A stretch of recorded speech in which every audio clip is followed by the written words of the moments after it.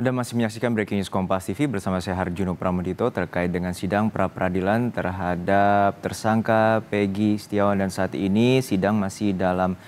diskurs setelah sebelumnya dari pihak Peggy Setiawan menghadirkan ahli yang bernama Suhandi Cahya, yakni ahli hukum pidana Universitas Jayabaya. Hingga nanti pihak dari Peggy Setiawan akan menghadirkan 5 saksi dan diantaranya yang juga akan meringankan dalam sidang pra-peradilan terkait dengan penetapan tersangka Peggy Setiawan. Saat ini di Pengadilan Negeri Bandung, Jawa Barat sudah ada jurnalis Kompas TV, Fida Alatas, yang memantau jalannya persidangan. Fida, hingga saat ini bagaimana rencana menghadirkan 5 saksi yang akan dihadirkan oleh pihak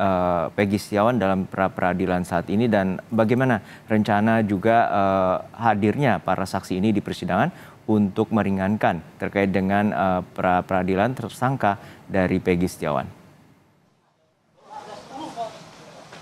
Ya, Juno dan juga saudara, baru saja sidang pra-peradilan hari ketiga dengan agenda pembuktian ini selesai dilakukan yang tahap pertama atau tahap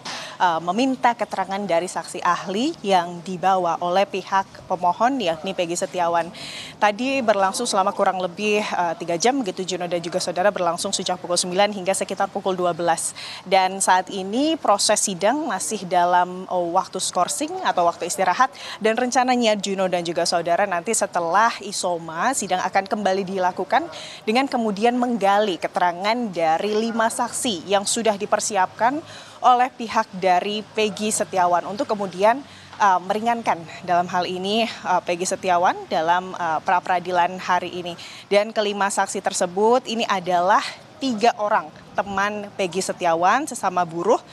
bangunan begitu, Juno dan juga saudara, yang pada saat waktu kejadian tepatnya tanggal 27 Agustus 2016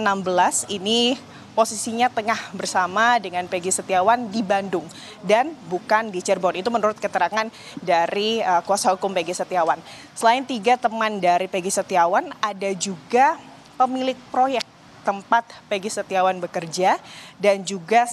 istri dari pemilik proyek tempat Peggy Setiawan bekerja di Kota Bandung pada tahun 2016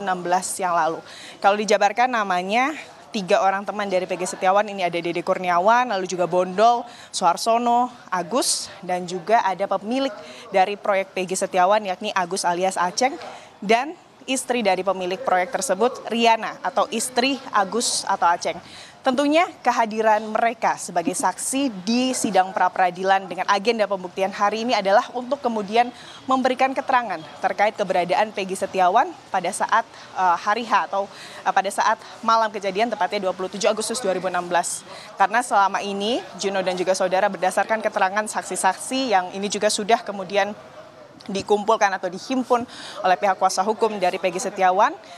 ada sejumlah saksi yakni teman-teman dari Peggy Setiawan yang kemudian menyatakan bahwa Peggy ini tengah bersama dengan mereka di Bandung pada tanggal 27 Agustus 2016. Dan tentunya ini nanti yang akan disampaikan kepada majelis hakim dari sidang pra-peradilan hari ini usai skorsing di Isoma ini, Juno. Ya, Fida, untuk saat ini apa saja poin yang tadi telah disampaikan oleh ahli hukum pidana dari Universitas Jayabaya terkait dengan kekeliruan penetapan tersangka atau error in persona yang digugat oleh pihak Peggy Setiawan? Baik, menarik Juno dan juga saudara, bahwa tadi sebetulnya dalam sidang pra-peradilan dengan agenda pembuktian ini diawali dengan cukup alot, di mana antara pemohon dan juga termohon dan juga majelis hakim ini di awal mempertanyakan kemudian ranah dari bukti-bukti atau pertanyaan-pertanyaan dari pihak pemohon yakni Peggy Setiawan kepada ahli ini apakah kemudian masih masuk dalam kemudian agenda sidang pra-peradilan ataukah itu sudah masuk ke dalam pokok perkara yang seharusnya ini nanti dilakukan atau dihadirkan dan dibuktikan dalam sidang pokok perkara. Namun ini tadi juga sudah sempat diluruskan oleh saksi ahli Juno dan juga saudara bahwa berdasarkan peraturan MA tentang larangan peninjauan kembali putusan pra-peradilan pasal 2 ayat 2 tentang tidak sahnya penetapan tersangka,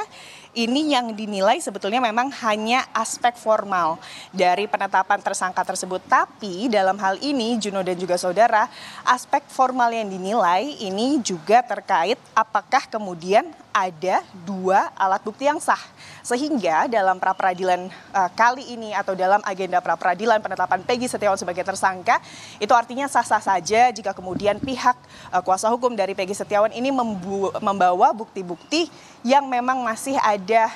korelasi atau bersinggungan dengan kemudian pokok perkara untuk kemudian membuktikan apakah bukti atau 2 alat bukti minimal yang kemudian dijadikan dasar oleh penyidik dari Ditreskrimum Polda Jabar sebagai penetapan Peggy Setiawan sebagai tersangka ini sah, kuat atau tidak dalam menetapkan Peggy Setiawan sebagai tersangka atau bahkan otak dari kasus pembunuhan dan juga dugaan ruda paksa yang terjadi 8 tahun silam, Juno. Baik, kita nantikan bagaimana proses sidang pra-peradilan terhadap Peggy Setiawan yang akan dilanjutkan nanti sekitar pukul 13 waktu Indonesia Barat. Terima kasih jurnalis Kompas TV, Fida Alatas dari Pengadilan Negeri Bandung, Jawa Barat.